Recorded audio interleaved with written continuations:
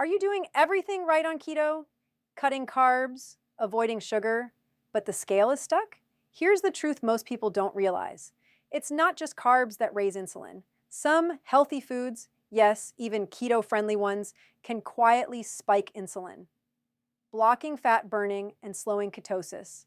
Today, I'll show you 8 foods that look healthy, but can sabotage your results and exactly how to fix them.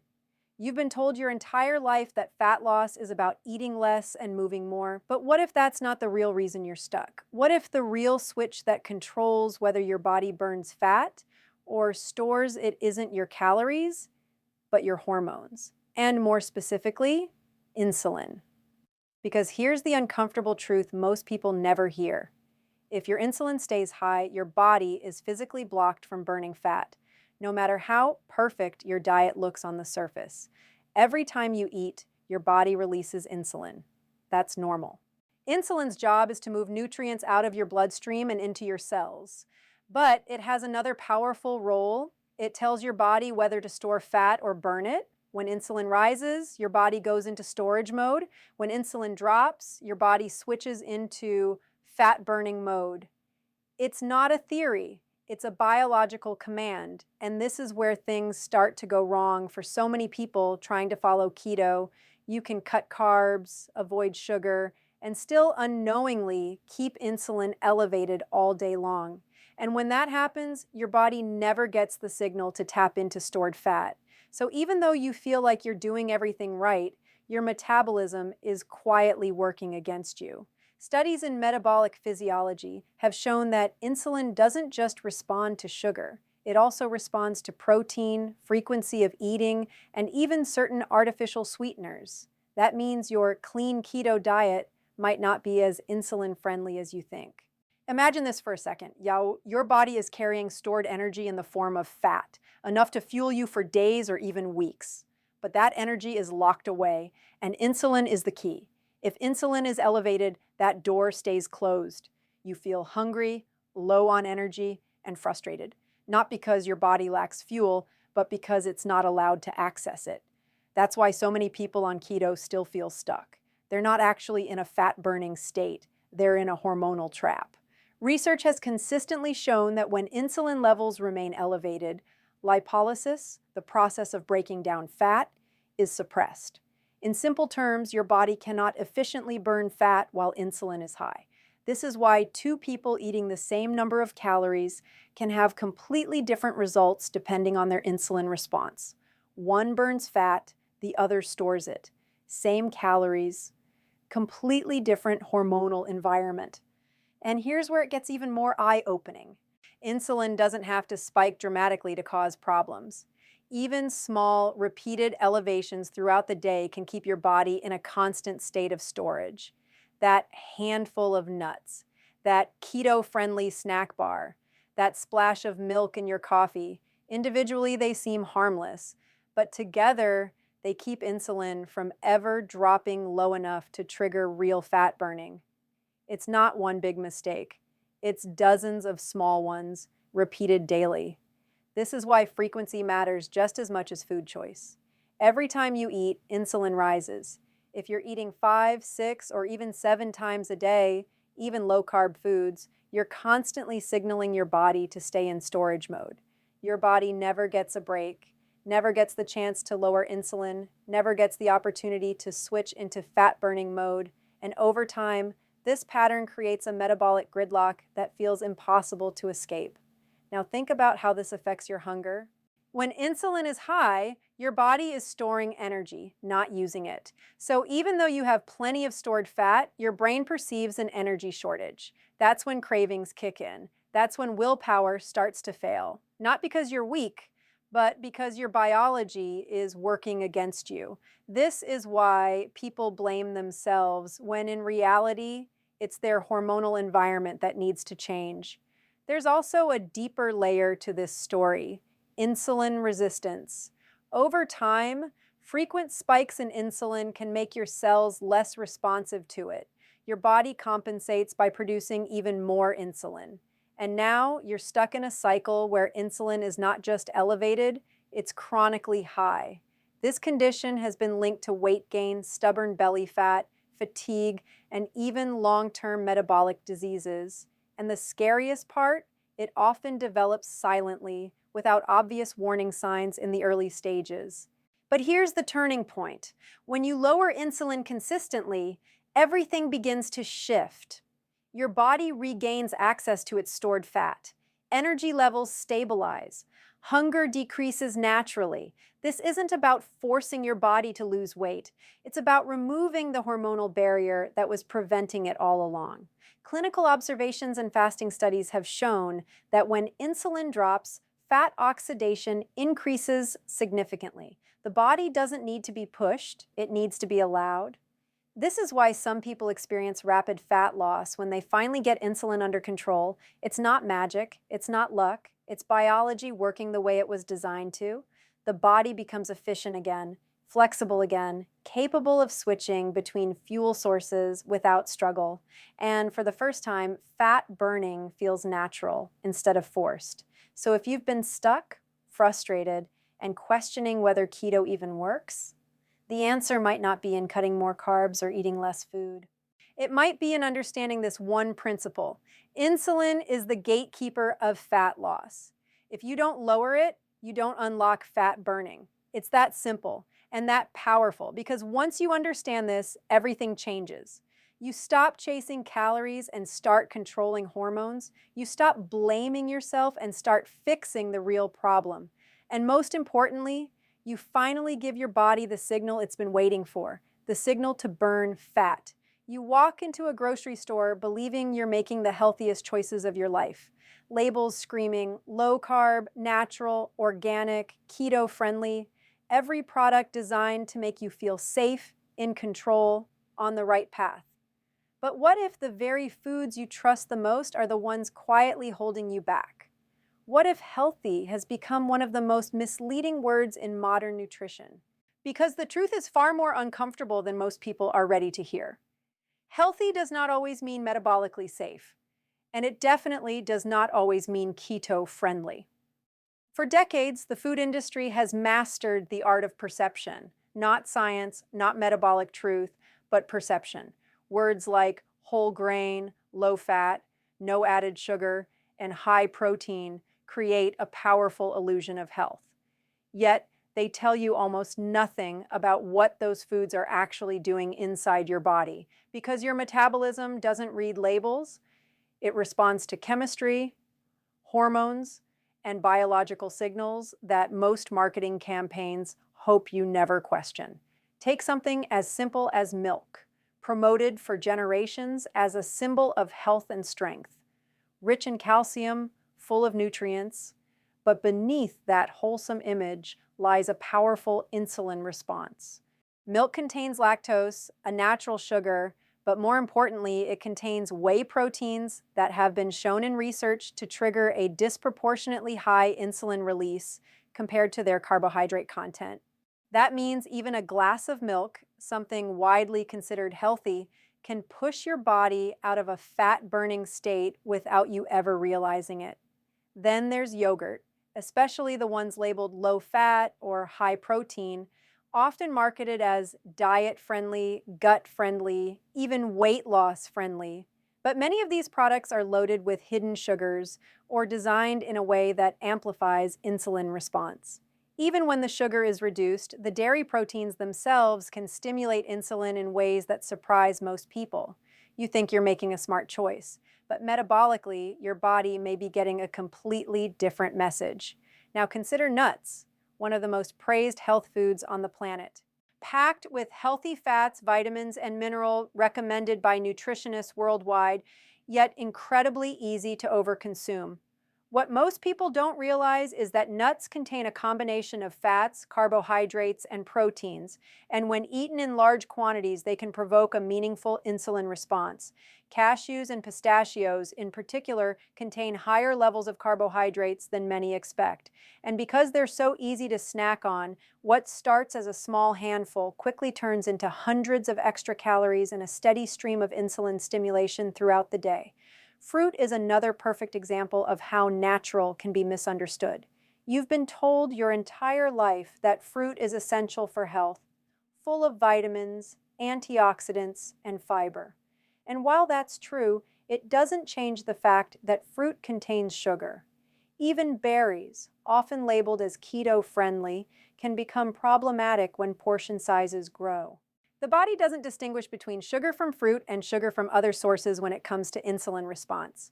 Large amounts will still elevate insulin, still signal storage, still slow down fat burning. The danger isn't the fruit itself, it's the belief that more is always better. Cheese seems like the perfect keto food, low in carbs, high in fat, satisfying and convenient. But here's where things get complicated.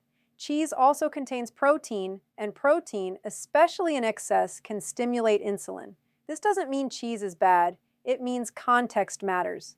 When cheese becomes the main component of your meals instead of a complement, it can shift your metabolic balance in subtle but significant ways. The line between helpful and harmful isn't always obvious, and that's exactly what makes it dangerous. And then there's one of the biggest traps in modern dieting: sugar-free products. These are everywhere. Drinks, desserts, snacks, all promising zero sugar, zero guilt, full flavor. But many of these products rely on artificial sweeteners like sucralose or sugar alcohols like maltitol. While they may not spike blood sugar in the same way as regular sugar, research suggests they can still trigger insulin responses in certain individuals. And perhaps even more importantly, they can maintain cravings for sweetness, keeping your brain locked into a cycle of dependency. You're not just feeding your body, you're reinforcing a habit that makes long-term success harder to achieve. Processed keto foods take this problem to another level. Bars, breads, cookies, and packaged snacks labeled as keto approved, engineered to fit within carb limits on paper, but often filled with modified starches, fibers, and additives that behave very differently once inside your body. These products are designed for convenience and taste, not metabolic health. And while they may technically fit into a low-carb framework, they can still disrupt insulin levels, stall fat loss, and create confusion when results don't match expectations.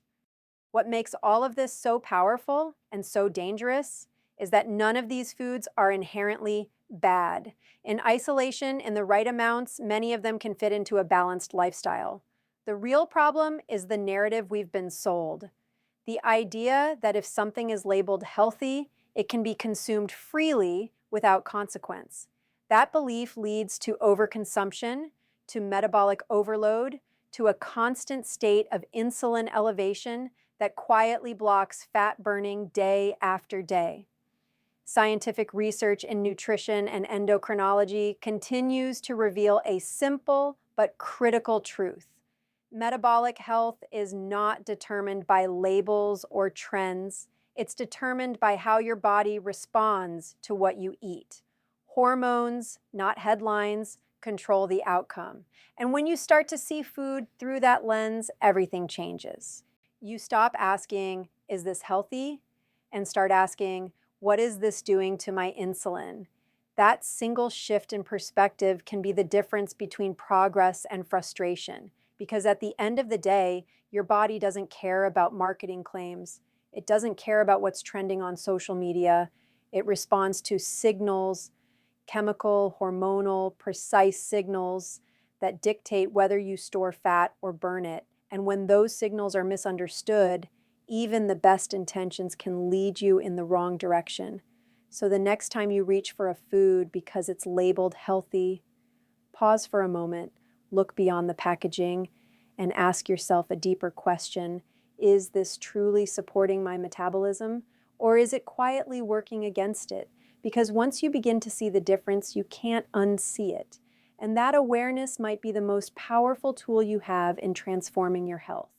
You were told that success on keto comes from doing more recipes, more substitutes, more keto-friendly versions of your favorite foods, more effort, more complexity. But what if that belief is the very thing holding you back? What if the real reason your results have stalled isn't because you're not doing enough, but because you're doing too much of the wrong things? Because beneath all the noise, all the trends, all the perfectly edited meals on social media, There's a truth so simple that most people overlook it completely. The more processed your keto becomes, the less effective it gets. Your body was never designed to process bars, powders, and engineered snacks labeled as low carb. It was designed to respond to real food, food that existed long before nutrition labels and marketing claims. And yet today, entire industries have been built around recreating high-carb comfort foods into keto versions. Breads made from modified starches, desserts sweetened with artificial compounds, snacks engineered to taste indulgent while technically fitting within carb limits. On paper, they look perfect. In your body, they tell a very different story. Because when food is processed, it changes more than just taste and texture. It changes how your body responds at a hormonal level. Studies in nutritional science have shown that ultra-processed foods can disrupt satiety signals, leading you to eat more without realizing it. They can alter insulin response, even when carbohydrate numbers appear low. And perhaps most dangerously, they keep your brain locked into the cycle of craving and reward that made high-carb diets so addictive in the first place. You're not breaking the habit, you're just disguising it. Think about it. If your version of keto still includes cookies, cakes, breads, and snacks every day, even if they're labeled keto, are you really changing your metabolism, or are you just changing the ingredients? Because your brain doesn't just respond to nutrients. It responds to patterns, the sweetness, the texture, the constant stimulation. It keeps dopamine pathways active, reinforcing the same behaviors that led to weight gain in the first place. This is why so many people feel like they're on keto, but still battling cravings, still feeling out of control around food, still stuck in a cycle that never truly ends. And then there's the hidden cost, the one most people never calculate.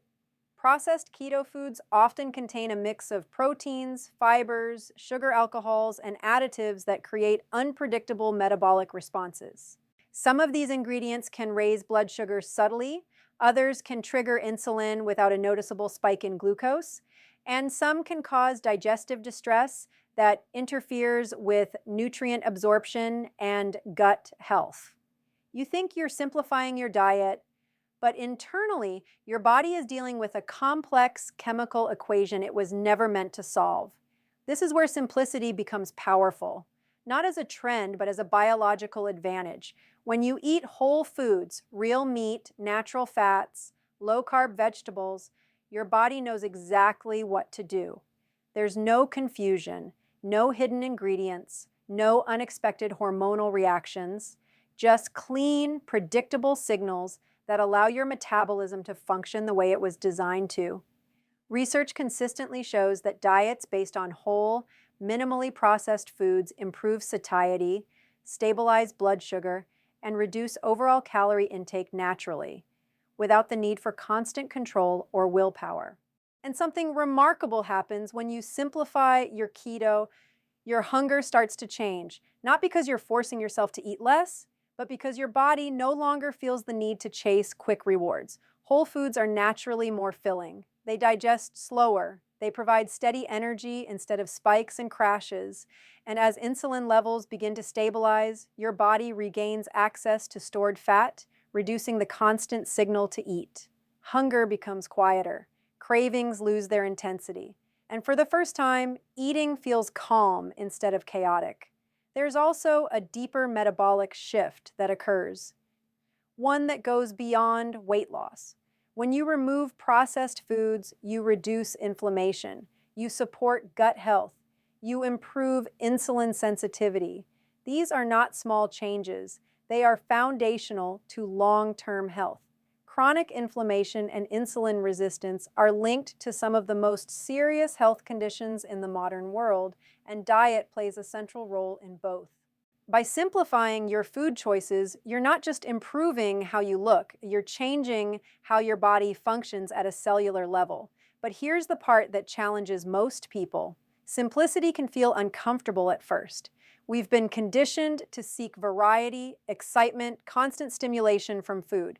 The idea of eating basic meals, meat, vegetables, healthy fats, can seem boring compared to the endless options of processed keto products. But that discomfort is not a sign that something is wrong. It's a sign that your brain is adjusting. It's breaking free from the cycle of overstimulation that processed foods create. And on the other side of that adjustment is something most people haven't felt in years: true control. Because when your diet becomes simple, your results become predictable. There's no guessing, no confusion, no wondering why the scale isn't moving despite your efforts. You remove the variables that were holding you back. You create an environment where your body can finally do what it's meant to do: burn fat efficiently, regulate hunger naturally, and maintain energy without constant input. It's not about perfection, it's about clarity. And this is the paradox that surprises so many people. Doing less actually gives you more: fewer ingredients, better results, fewer snacks, more fat burning, less processing, more metabolic efficiency.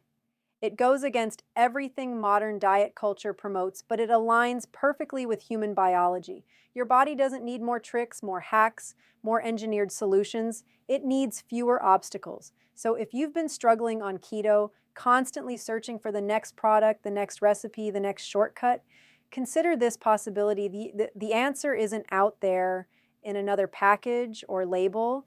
It's in removing the complexity that's been clouding your progress. It's in returning to foods that don't need marketing to prove their value. It's in trusting the simplicity that your body understands at the deepest level. Because in the end, success on keto isn't about how creative you can get with substitutes. It's about how clearly you can send the right signals to your body. And the clearer the signal, the stronger the response. Strip away the noise, remove the confusion, simplify the system, and watch what happens when your body is finally given the chance to work the way it was always meant to.